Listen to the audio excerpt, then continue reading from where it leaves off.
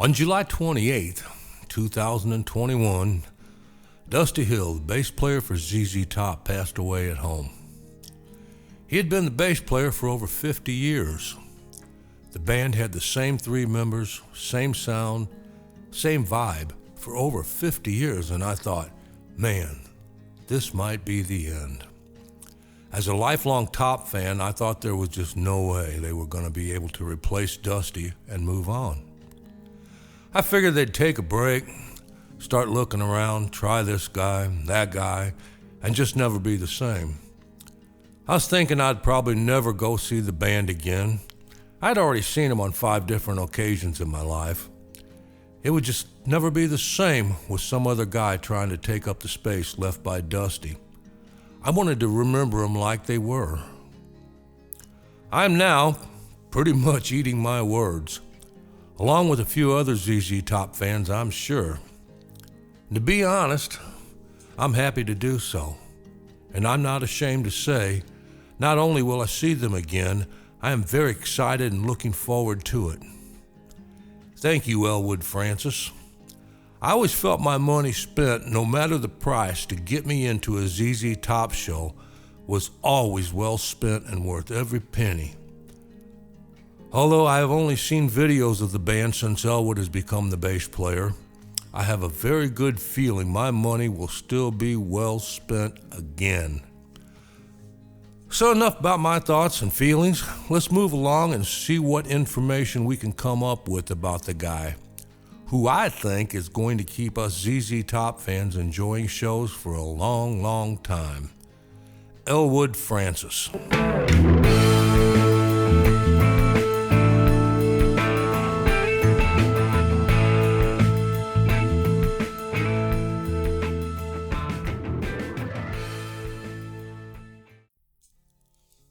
Okay, to start off, the first time I remember hearing Elwood's name was on YouTube. He was doing an interview for Premier Guitar back in 2015, I believe. He does a good rundown on Dusty and Billy's guitars and amps. I'll just put a link in the description below to this video that I saw. You can also do a search on YouTube for ZZ Top Rig Rundown. Also try Billy Gibbons and Dusty Hill's name, and then Rig Rundown. Elwood has a few different videos out there on this subject, but the link I'll put below is my favorite one. Now, on to a few more facts as close as I can get them about Elwood Francis. First off, I see a lot of people asking his age.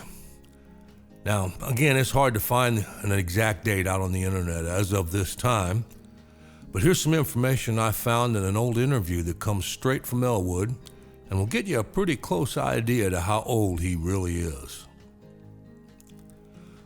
When asked a question about punk rock, Elwood says, "You ask about punk rock, I was 15 in 1976, so it was the voice of my generation.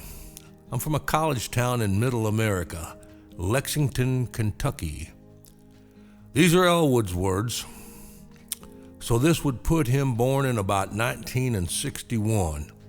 And as of now, he would be 61 years old. I can't come up with the month and date yet, so if you want to wish him a happy birthday, you might just have to wait until more information surfaces. Also, if you have any information you would like to share, please feel free to put it in the comments below. Let me know also. The information I came up with on how Elwood started his musical journey came from another old interview I found. So, in his own words, again, it goes something like this. "My mother had a bitchin' record collection and the guitar just spoke to me. The song Telestar by the Tornadoes made me take notice. Started getting the itch at 13 or 14 to learn." Elwood then went on to say, "My grandfather bought me my first guitar. It was a no-named acoustic with strings about a 6-minute walk from the fretboard.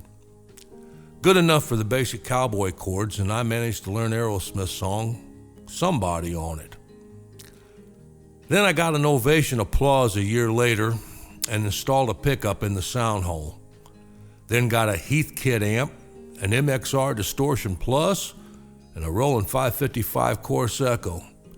That was what I used in my first band, the Armpits. Elwood is a punk rocker at heart. He still plays in his band, the Mighty Skullhead, when time permits. You can hear a lot of the music here on YouTube. There's also a web page. It is mightyskullhead.com. Not much information right now, just a few videos, but that could start changing. His main gig for the last 30 years has been being a guitar tech for many notable groups.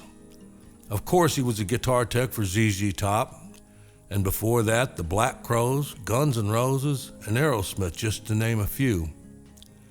Elwood often credits his success to Joe Perry as he gave him his first gig. Perry asked him to take care of his guitars, and he took the job without hesitation. After Perry went back to Aerosmith, Elwood worked with his friend's band, Alcatraz. He knew the band's guitar player, Steve Vai, and became his guitar tech. For a few years, he bounced around between Joe Perry and Steve. When the schedules conflicted, he stayed with Perry because he gave him his first gig. Today, Elwood's one of the most sought-after guitar techs in the business, but I think most of us just hope he keeps up thumping the bass for ZZ Top.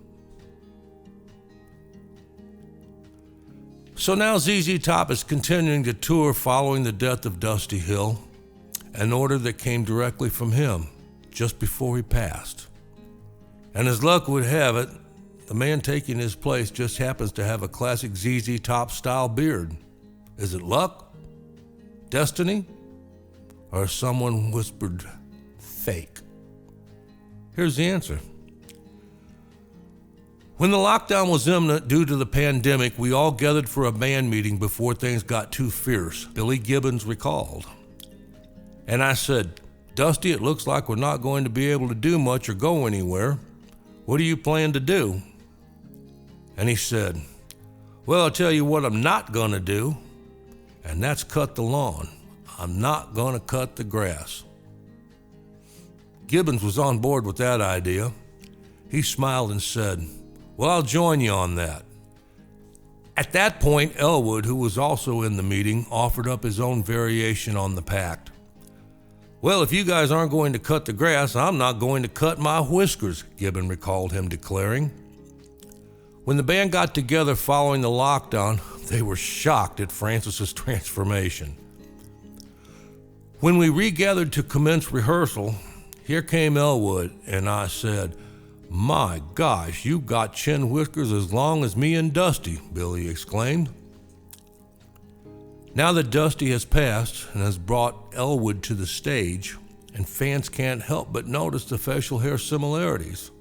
When he took the stage the other night, I was looking over the front row and everybody was kind of giving each other the elbow, and they were pointing up and said, "Look, the ZZ Top circus still rolls on. There's another freak up there," Gibbons noted.